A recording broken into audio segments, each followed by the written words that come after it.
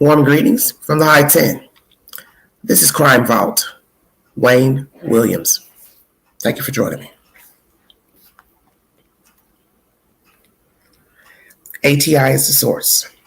From 1979 to 1981, there were about 29 murders in the Atlanta area that appeared to be linked. Most of the victims were boys. All of them were black. The majority were young, some even children. The community thus dubbed the killing spree the Atlanta child murders. In 1981, a man named Wayne Williams, portrayed in the second season of Netflix's Mindhunter, was arrested for the murder of two young men in Atlanta. Many believe, that his trail of death may have been far more gruesome and that he was the man behind the Atlanta child murders. While his eventual arrest and conviction for two murders coincided with the end of the reign of terror over Atlanta, speculation persists as to whether Wayne Williams was truly guilty of the Atlanta child murders or if he was merely a convenient police scapegoat. Wayne Bertram Williams was born May 27, 1958 in Atlanta. The only child to two school teachers, Williams excelled in class. He was a bright young boy whose teachers and classmates described him as a virtual genius. His entrepreneurial spirit was exhibited through his attempt to start a radio station in his parents' basement. He also earned a brief flicker of fame after being covered in Jet magazine. In 1976, young Wayne Williams graduated from Douglas High School and went on to enroll in Georgia State University, only staying for a year before he quit. From then on, it seemed like the once promising young man began to lose direction. By age 23, he was jumping from one thing to the next, going from radio work to record production to talent scouting. Eventually, Williams also began dabbling in freelance photography. Despite hefty career ambitions, Williams' work never took off. His dreams cost his parents a ton of money and then ended up filing for bankruptcy. A longtime neighbor of the Williamses later told FBI agents that kids in the neighborhood thought Wayne Williams was a policeman because he spoke and acted like one, even carrying a badge around with him. Many of them thought he started acting crazy 2 to 3 years ago. He would approach kids in official-looking vehicles, telling them to get off the street or he would lock them up, unidentified neighbors said. On May 22, 1981, things took a turn for the worse. Around 3 a.m. that day, police officers patrolling a bridge over the Chattahoochee River stopped Wayne Williams while he was driving his car. Though they eventually let him go, they would definitely be back. 2 days later, the dead body of Nathaniel Cater, 27, was discovered downstream, nearby where police had questioned Williams. It was believed to be linked to the string of homicides terrorizing the city. So Wayne Williams officially became a suspect in the Atlanta child murders. The first victims of the Atlanta child murders were two boys, 14 and 13, both of whom disappeared within 3 days of each other. Both were found dead on the side of the road beside each other. On July 28, 1979, one was shot, the other was murdered by asphyxiation. From there, bodies continued to pile up. By March 1980, the death toll had reached at least 6. Frustratingly, every lead in the Atlanta child murders case turned up nothing for local authorities. Before long, it was time for the FBI to step in. Famed FBI profiler John Douglas weighed in on a potential killer profile of the Atlanta murders culprit. He had already devoted much of his work to interviewing serial killers and assassins, which would go on to include James Earl Ray, David Berkowitz, aka Son of Sam, and Richard Speck. So it's no surprise that Douglas had a hunch about his particular case. In his case filed of the Atlanta child murders, Douglas, the inspiration for the main character on Mindhunter, reported that he believed the murderer was someone black and not white. He theorized in order to have access to black children, the Atlanta killer would need access to the black community without arousing suspicion. By late May of 1981, many of the dead bodies linked to the case had been recovered with the same geographic perimeters. Some had been pulled out of the Chattahoochee River, so investigators staked out its bridges. That's when they found Wayne Williams, who was awfully close to where Cater's body was later discovered. The body of 21-year-old Jimmy Ray Payne was also found nearby, apparently allowing cops to build their case. It wasn't until June 21, about a month after the discovery of the bodies, that police were able to arrest Wayne Williams. He was cuffed after it was found that his alibis were weak and he failed a polygraph test. In the said article, you will see 29 pictures of Black youths and men in the said commentary that were found murdered in a span of 2 years. Police also collected fibers from Williams' car, family dogs. These fibers were found on both Cater and Payne's bodies. In addition to the mounting evidence, FBI profiler John Douglas detected a convincing motive for Williams. Douglas pointed to Williams' many failures in life and theorized that he may have felt like he was losing control. In a sense, the murders could have hypothetically given him back a sense of control. Douglas sat in on Williams' trial and concluded that the man is very much like other serial killers researched and interviewed in the past by the FBI's Behavioral Sciences Unit. In his notes, the FBI agent suggested that Williams was thirsty for the limelight as he displayed signs of enjoying the attention brought on by the murder case. Like many serial killers, Douglas noted, Williams didn't think he would ever go down for his crimes. But Wayne Williams' calm demeanor changed as his case began to lose ground. Douglas advised prosecutors to focus on Williams' failures and his inconsistent statements during the cross-examination. Once they deployed this tactic, Williams became argumentative, calling the prosecutor a fool. When the prosecutor asked if he had been coached for his testimony, Williams responded defensively, "No, you want the real Wayne Williams? You got him right here," quote unquote. In February 1982, Wayne Bertram Williams was convicted and subsequently handed 2 life sentences for the murder of Payne and Cater. Williams was never convicted of the rest of the murders in the Atlanta child murders case, but local police alleged that he was responsible for them. While FBI profiler John Douglas connected Williams to about 12 of the murders, most of the cases remained unsolved, and though the murders seemed to stop once Williams was taken into custody, the lack of evidence fueled speculation of his innocence. Wayne B. Williams has consistently maintained his innocence ever since he was put in jail decades ago. In one 1991 interview, Williams said he accepts his fate and that God has a plan for him. But in 1994, Williams penned a letter to the parole board to make a case for his release. The letter reads as follows. I realize it's not always a case of right or wrong, guilt or innocent, but how we handle adversity and grow from our errors. My life has been an example of going from promise to the pits. Now I only ask for the chance to do my part in restoring the confidence so many once had in me. Some Atlanta residents, including relatives of the Atlanta child murder victims, believe Wayne Williams did not commit the crimes. Filmmakers Payne, Lindsay, and Donald Albright compiled research and interviews to find out whether Williams was the Atlanta child serial killer. The project was part of a 10-episode podcast called Atlanta Monster, which digs into the nearly 40-year-old case. The families of the victims are the ones saying they don't think he did it. They don't feel like their child was ever actually given justice, Albright said. There was also a bombshell report by Spin magazine, which revealed that the Georgia Bureau of Investigation has suppressed evidence that may have implicated a member of the Ku Klux Klan in the murders. But in an effort to prevent racial strife, GBI kept this information under wraps. Williams' lawyers have referred to his arrest as a scapegoat. Investigators have found their assumed Black murderer and were able to cleanly close a politically rife case. But the Atlanta murders mystery was further complicated in 2010 by DNA forensics, which strengthened the original case with modern-day testing on the hairs originally found at the scene.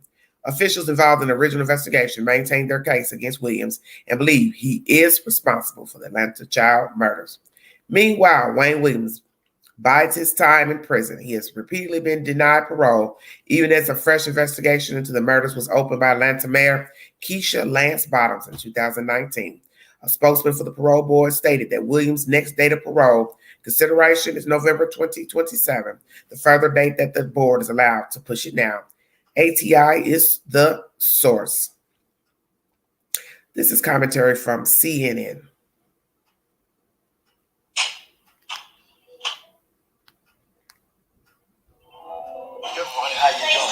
When we returned to prison for our final interview with Wayne Williams, we had one question he was not expecting. What Wayne had written about being recruited for espionage training as a teenager. At a secret government camp hidden in the woods near this North Georgia lake, where he was given what could amount to a license to kill. It's called Finding Myself. What's finding myself? It reads like an autobiography. Go ahead. I'm listening. It's a account of your CIA training. We're not going to get into that. Why not? We're not going to get into that. I got a copy of it. Yeah, we're not going to get into that. Why not? You're just simply not going to get into that.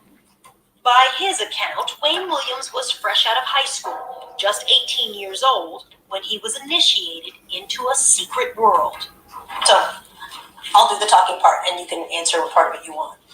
You write how you fired rifles, submachine guns, handled assault weapons, grenade launchers, C4, learned unarmed combat techniques through this training group over weekends. Is it true or is it false? I'm not going to comment on that. When you're 19 years old, you're saying you work for the CIA. You've been recruited. I'll let the document speak for itself. I'm not going to comment on that. Copyright 1992 by Wayne Williams. Is this an autobiography? I cannot comment on that. Were you trained in unarmed combat techniques? Could you grab somebody bigger than yourself, put them in a chokehold? Because that's what that is. I'm sure there are other things in unarmed combat besides putting somebody in a chokehold. But when I talk to the military experts and I say to them, what exactly does that mean? That's one of the things on their list. Top 2 things, by the way. I wouldn't doubt that. So, are you trained in that or not? Let me say this. Let's just say that I had some experiences that I do not want to comment on today for reasons that the document says, okay? The fact is, what does that have to do with the situation today? Everything. You tell me. It has everything to do with it. A big part of the conversation when I talked to your lawyers was, could Wayne Williams grab somebody? Did he have the strength? Look how he's not a big guy. Could he grab someone in a unarmed combat technique and kill them? It's actually a very simple question. Can you kill someone with a chokehold? And when you were 19 years old, you probably could. I know for a fact I could not. I know you're being facetious, but I know for a fact I could not. You don't know. But were you trained as a teenager to do that? Because that's what you're writing in this. And I get CIA, you don't want to talk about it. It's all off the record. Let me state this for the record. Okay. I think in the paper that you have, and I will say this, that it says that there was contact with a certain program. And I will say it was the Junior Officer Training Program, which was run by a certain agency. You're correct, CIA.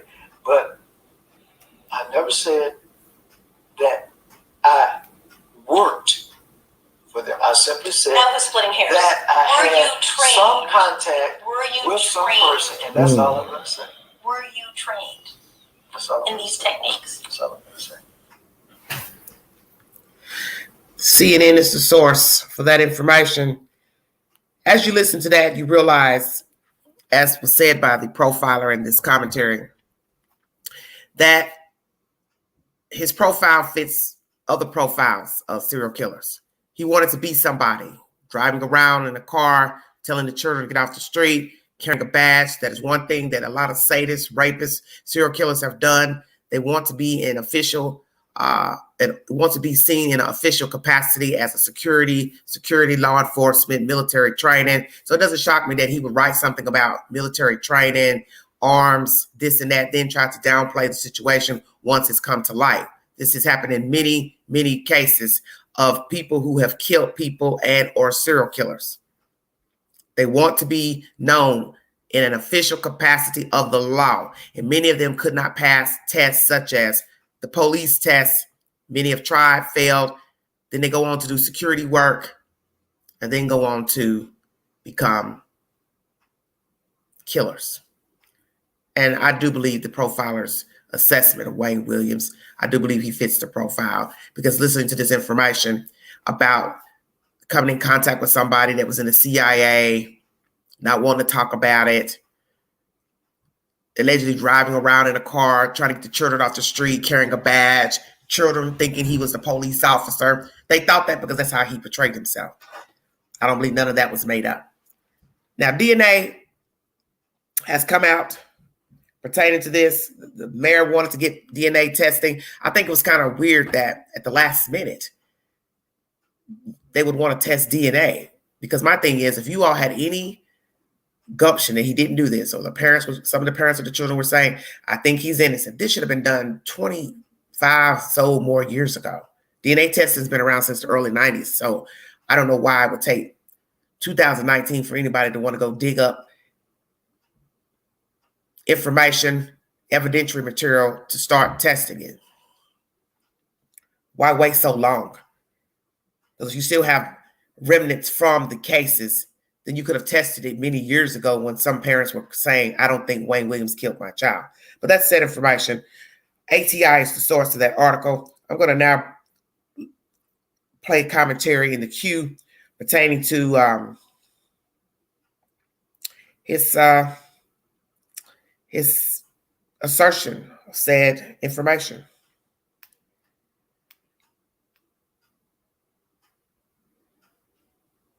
Hold on one second.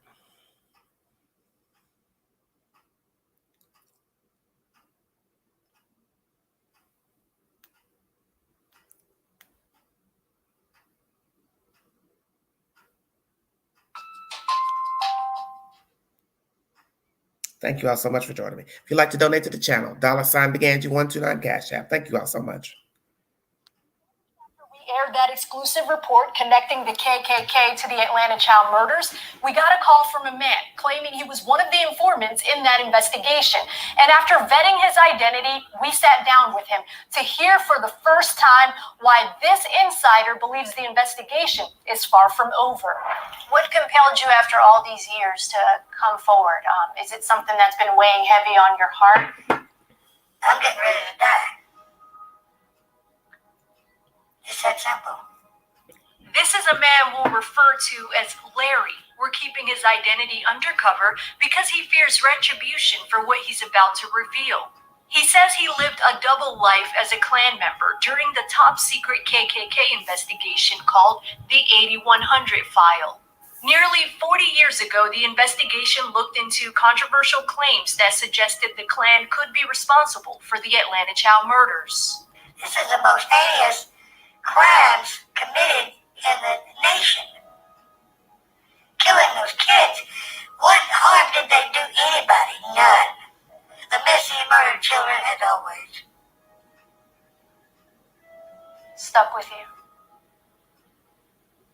Did anyone ever ask you, why do you care about these black children? A lot of agents have asked me, why do you care? I hate that word with a passion. I'm repeating what was told to me. I meant no personal animosity whatsoever towards it. Is that a word you used, or was that ever part of your vocabulary? Never was. You can't address someone civil and with respect, don't address them at all. Documents state that investigators had at least 2 strategically placed sources. Larry says he became one after a Klan member approached him. And he asked me if I wanted to join the Klan. And so he did, as an undercover agent. Then I was asked to be the bodyguard of the Grand Dragon. As Larry shared his story, he outlined in details information about the individuals profiled in the KKK investigation. After 4 or 5 meetings, the missing and murdered children come up. And says, we got to get them. We got to start a war. That's exactly what the 8100 file details. Within the documents, law enforcement officials explained that the investigation was kept secret and sealed away from the public due to fears it would cause a race riot. 11 Alive first reported on the 8100 file back in 1986, and we uncovered it recently. Clans wasn't after girls. They were after males. Because males could cause a lot of problems when they got big, when they growed up. Larry says he wore an audio recorder which could record up to 10 hours. Documents show the audio recordings were approved by authorities. You're going to find a lot of records was intentionally destroyed by these agencies. They didn't want the public to know. He's right. We confirmed that all audio recordings, including those wiretaps, were destroyed. When Wayne Williams was convicted of 2, they said, we quit. This is it. We can close it out. The GBI helped lead the original KKK investigation. A spokesperson says they destroyed the evidence once agents dismissed a link to the Klan. Documents also state that APD was also involved in the 8100 file. They told us, quote, our investigators have not encountered any files outlining KKK involvement. Larry also recalls details about the boy mentioned in the files, Luby Jeter, who one day bumped his go-kart into a Klan member's car. They referred to him as a kid had run into a car, a truck, or something with a four-wheeler or a go-kart or something. And on February 5th, 1981, Luby Jeter was found dead. I hope they find justice. They're still human, they still bleed, and they hurt. And as far as reopening the case, he thinks nothing new will surface. I do not believe they're going to get anywhere. I guess only time will tell, right? Time will tell. I could hear it in your voice and in your emotions that this is a story that has stayed with you. I can't do nothing for them.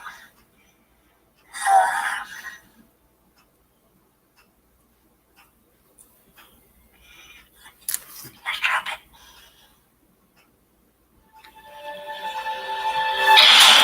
Wayne Williams is locked up, but not staying silent.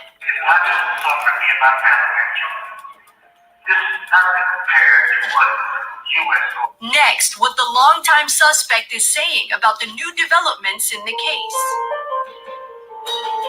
All right, 11 Alive is first source pertaining to this information. Do you believe this man, a Caucasian male who was affiliated with the Klan, that there was a file by the Georgia Bureau of Investigation and they destroyed the file?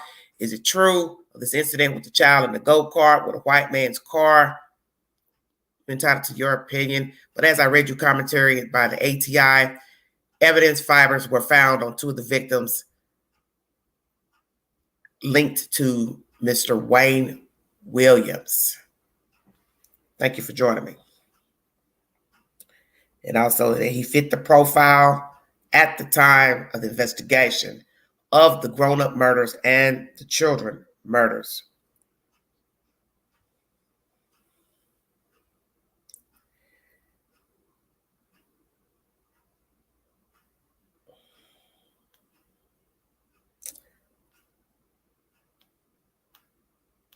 It's very interesting information. I want to bring you information from somebody that's a child, that was a child at the time of this case. 11 Alive is also the source. Facing breast cancer can feel overwhelming. Sorry about that. Thank you for joining me. Our extensive and exclusive reports of the Atlanta child murders, where 29 children and young adults were murdered in Atlanta between 1979 to 1981. 11 Alive's Naima Abdullahi brings us a chilling recollection of a man who says he escaped Wayne Williams when he was just 7 years old. Isaac Rogers says he's finally sharing what happened to him nearly 40 years ago. Around the same time, his brother went missing. His brother was a victim during the Atlanta child murders, and he says he almost became one. They got the right guy. That was one of the most frightening times of my life, which automatically means you are going to be very detailed in what you're observing, and you're going to remember this person's face. Nearly 40 years ago, Isaac Rogers says he walked to a neighbor's apartment with his 2 cousins, and as they were walking out, it turned into a nightmare. As we got ready to exit her porch and walk down the stairs, that's when the guy that I now know of as Wayne Williams stepped from behind the wall to block us off from going down the stairs. He says his 2 cousins got away, which left him by himself. The only thing I could do was to turn back around, which is what I did. I went back and I started to beat on Miss Williams' door to get her to open the door. Isaac Rogers says Wayne Williams was still approaching him when the neighbor came to the door. Which is how I was able to tell in such detail everything he was wearing. He says he's kept this secret for years because of fear. I feel great now because I had a chance to share my secret with the rest of the world. Isaac Rogers says he doesn't know if Wayne Williams killed all the victims, but he says that's his brother's killer. 16-year-old Patrick Rogers, who went missing after he walked Isaac to his school bus on November of 1980.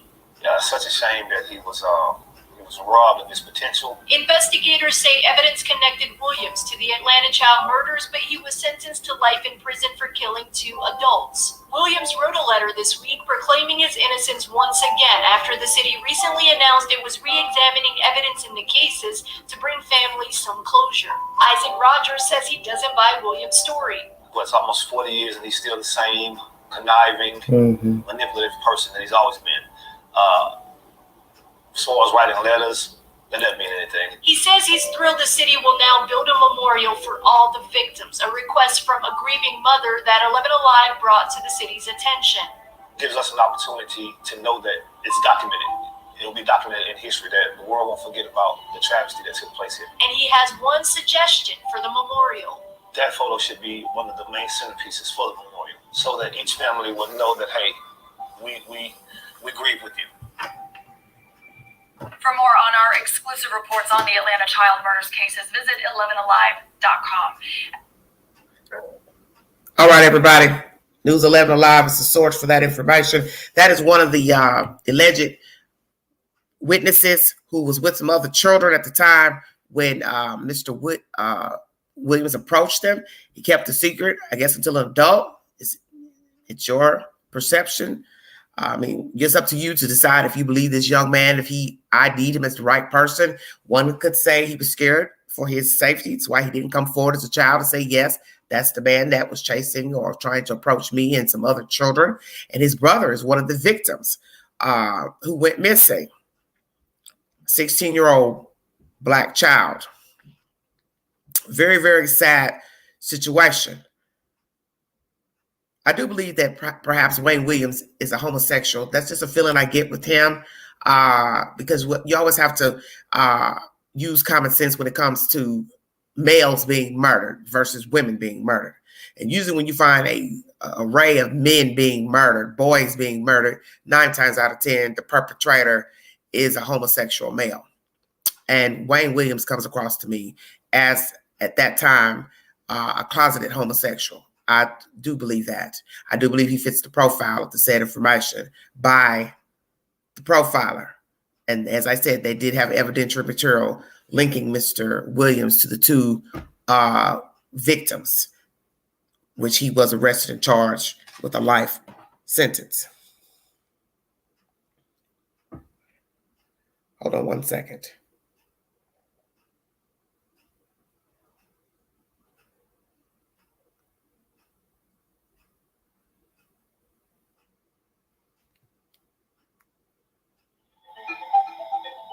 Between 1979 and 1981, about 29 children, teens, and young adults were found murdered across Atlanta. The majority of the victims were boys, and most of the crime scenes shared common details, according to the FBI. Edward Hope Smith and Alfred Evans, both 14, disappeared 4 days apart in July 1979. Their bodies were found on July 28th in a wooded area of Atlanta. Edward had been shot to death in his upper back. Evans' cause of death was not released. In September, 14-year-old Milton Harvey went missing while running an errand on his 10-speed bike. Days later, the strangulated body of 9-year-old Yusef Bell was found in the crawl space of an abandoned elementary school. In response, parents of missing and slain children around Atlanta formed the Committee to Stop Children's Murders. In 1980, after 9 children were murdered, 5 Atlanta police investigators were assigned to a special task force. It eventually grew to 50 police officers, and later in 1980, the FBI joined the investigation. At first, the police investigated the Ku Klux Klan and the theory that the murder spree was racially motivated. But author and FBI serial killer profiler John Douglas said authorities later concluded otherwise. The FBI believed the killer was likely a Black man who could maneuver within predominantly Black neighborhoods. In the end, there were dozens of child victims. Aaron Jackson Jr., age 9, was also found asphyxiated and dead in November 1980. His body was found on a riverbank. Terry Lorenzo Pugh, 15, had been strangled and left near an interstate in January 1981. Other children were found in secluded parts of Atlanta, usually by asphyxiation or strangulation. A handful of adults were also found, including Larry Rogers, 20, whose body was found strangled in an abandoned apartment. During this time, Atlanta was paralyzed with fear. Children were urged to not walk by themselves unsupervised. The phrase, "It's 10 p.m.," Do You Know Where Your Children Are originated during this time and was played nightly on local news. Police suspected 23-year-old Wayne Bertram Williams after his car was seen driving away from a potential crime scene. Williams was questioned and released by police, but was watched closely. Williams had a fascination with police and crime. He often listened to a police radio scanner for tips on crime scenes.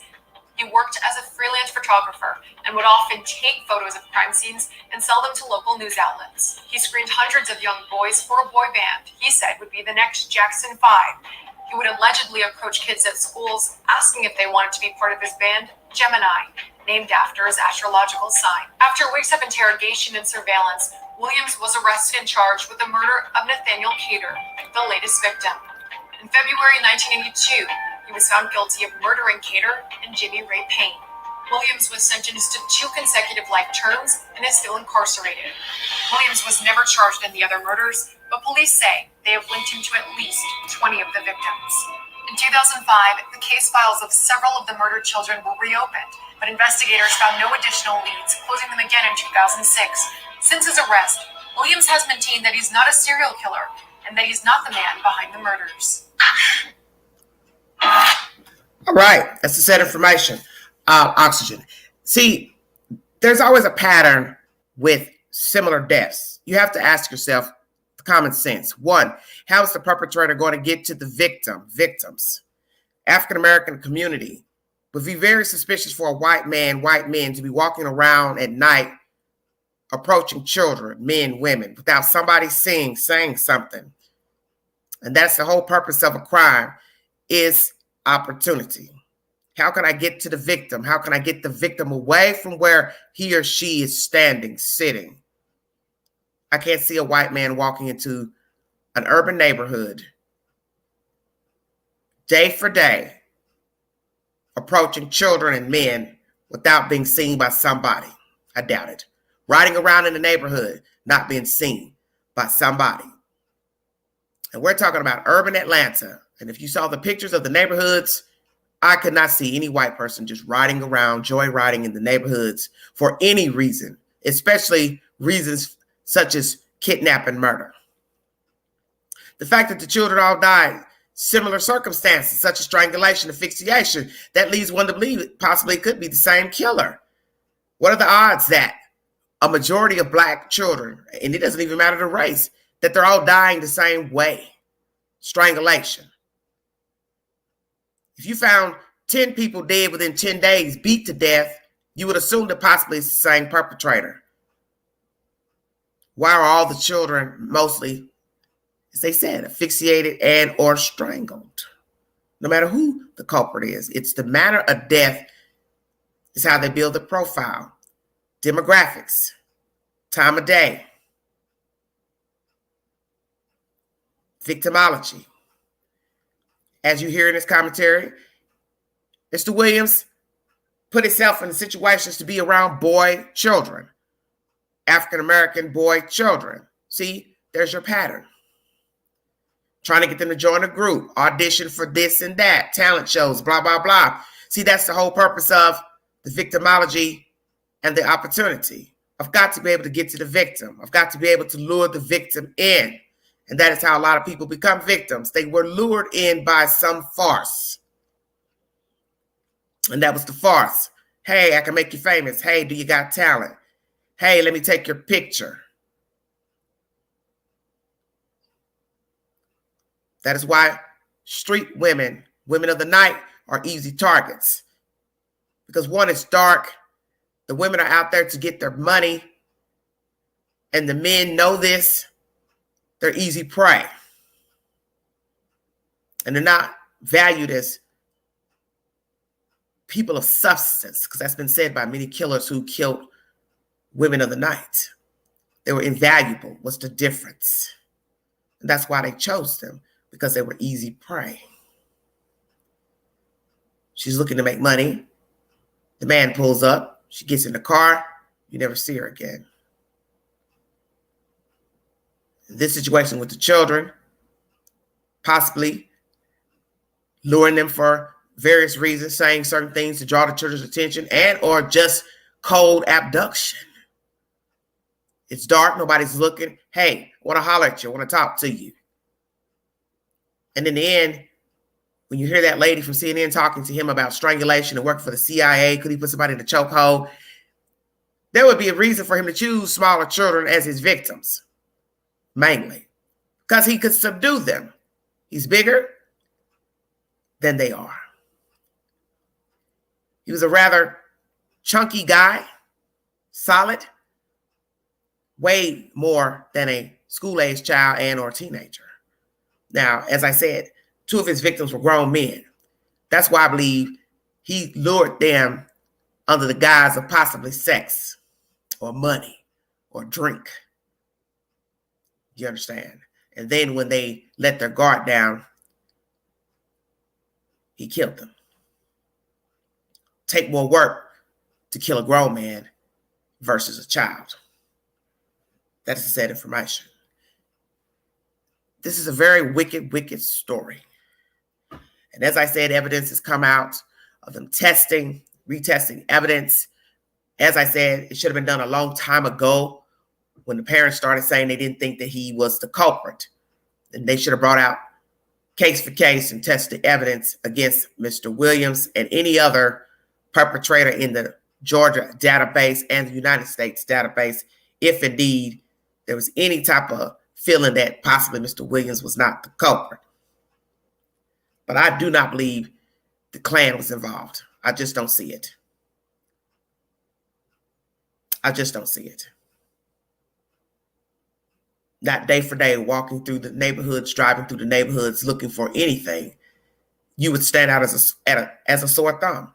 A white man riding around in a car.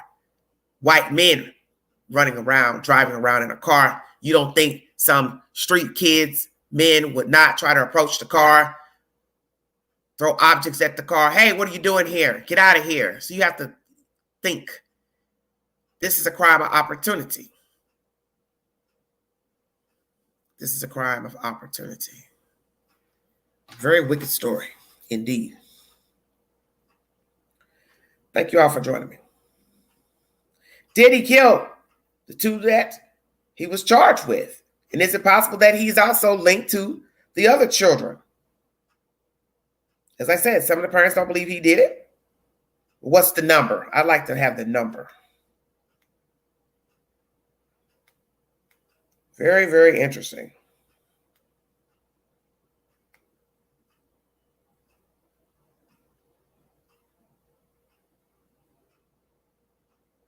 Very, very.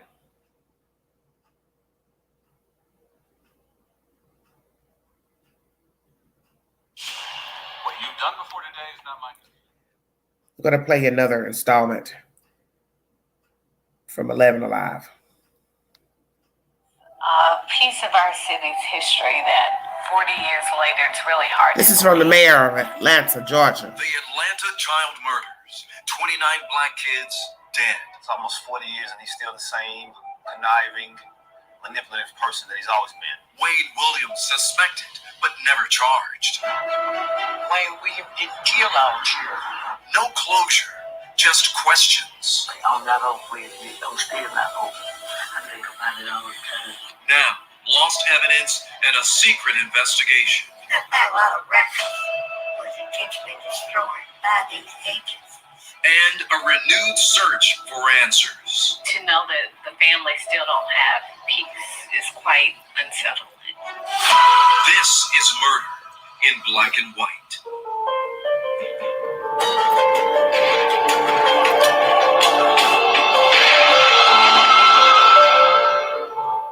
I'm Naima Abdullahi. 11 Alive has spent the past 5 months unraveling one of the most haunting chapters of Atlanta's history.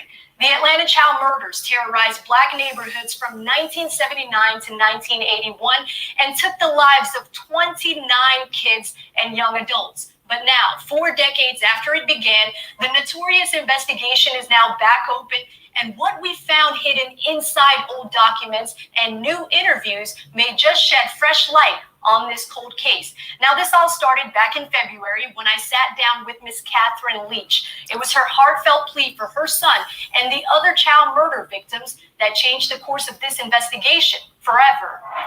40 painful years later, The feels like we never got to the bottom of who did everything. The infamous killing spree that terrorized Atlanta's black neighborhoods still weighs heavy on the children of that era, like Timothy Freeman. Coming up black, we already knew we had to watch our back.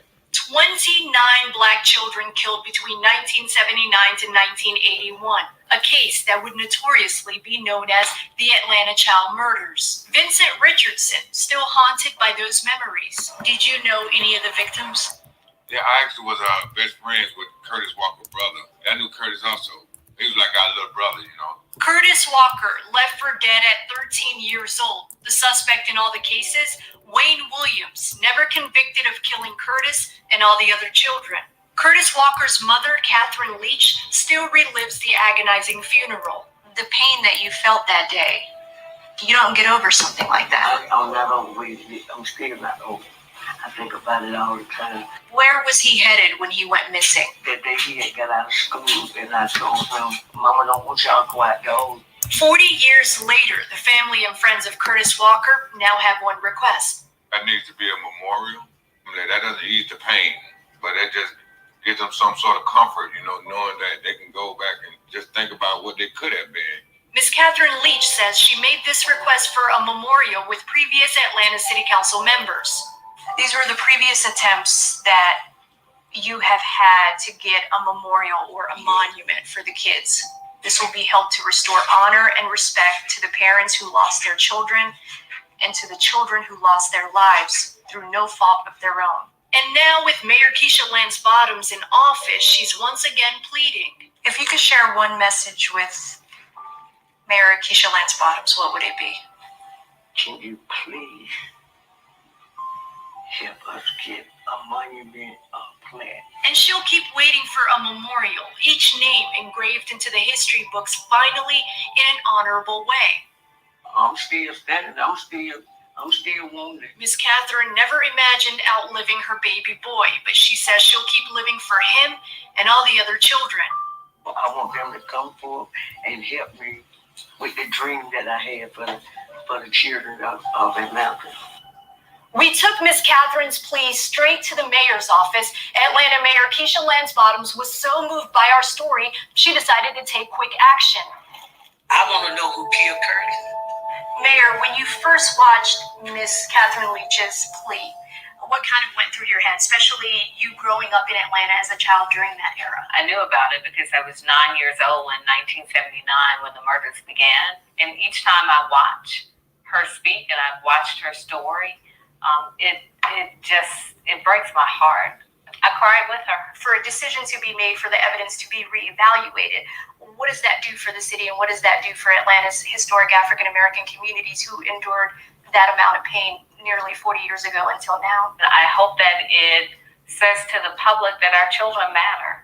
African American children still matter. Did you know any of the kids, any of the victims personally? I didn't, but it was interesting as we were speaking and I was reading the names. There's so many names that I remember. I remember their pictures on the news, and you know, it is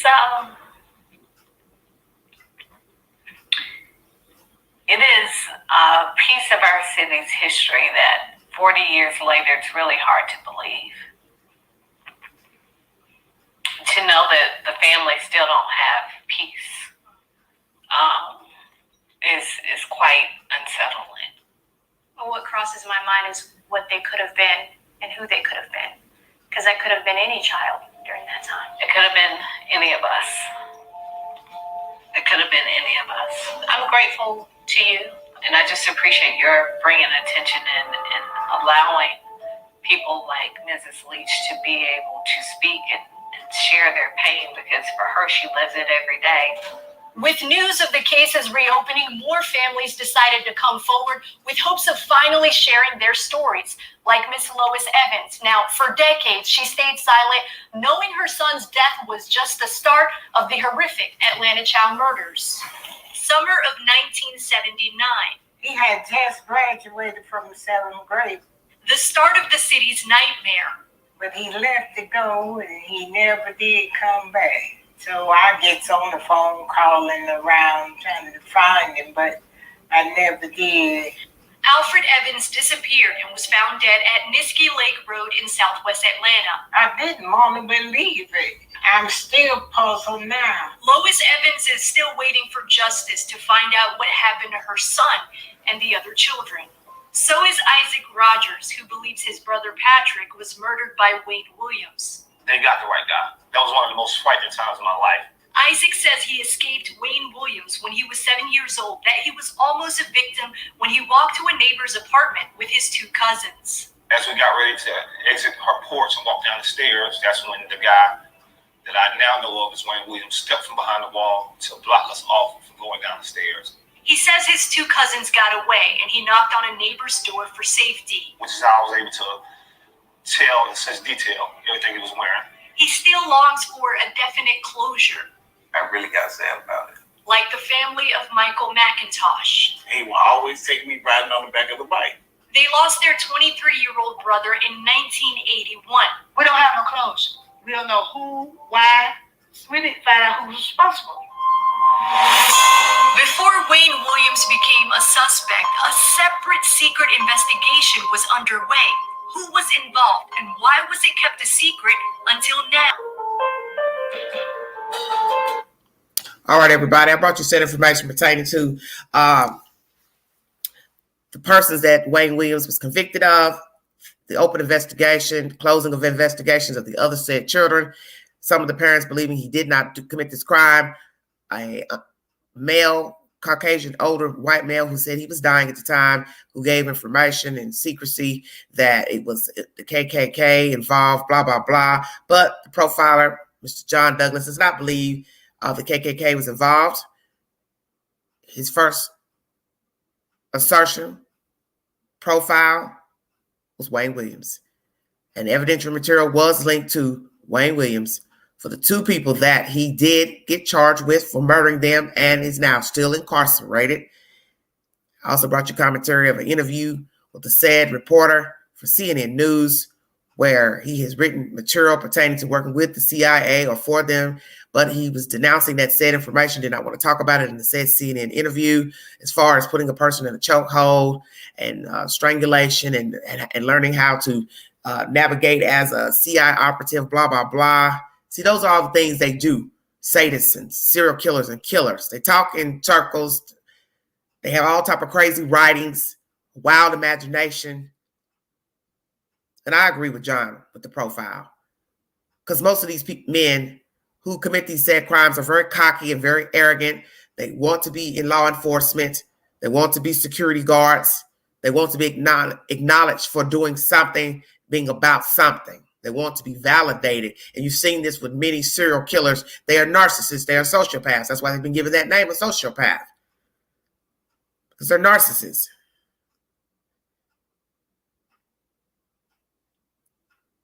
Yes, the killings did stop. That's why people believe that he did it, because the killings did stop. If I'm a killer and I have an insatiable appetite, why would I stop? I'm not going to stop just because they arrested somebody. I will continue. So they did stop after the arrest of Wayne Williams. I thank you all for joining me. That's the said commentary pertaining to Wayne Williams. Feel free to go into the queue and get the information from Alive 11 that has done extensive interviews with parents and children from that said era. And as I said, this mayor has opened up, tried to open up, I guess, investigations, DNA testing. But as I said, some of those cases were still closed again after being reopened years back. It should have been done a long time ago. As I said, if anybody felt like Mr. Williams was not the culprit, the parents, they have a right if they want the evidence retested. But in the end, I do believe he's responsible for probably a majority of the killings. My thing is, like I said, demographics, victimology, profile, the area, getting in to get the children out. Everybody knows it's easier to get a victim if you blend in. And those are too many children. You're talking about 30 plus kids, damn near 30 kids. That's a lot of children to get into a neighborhood and get them out of without being seen, without no eyewitnesses. You have to have already had access to the community to blend in. Thank you for joining me. This is Everyday Shenanigans.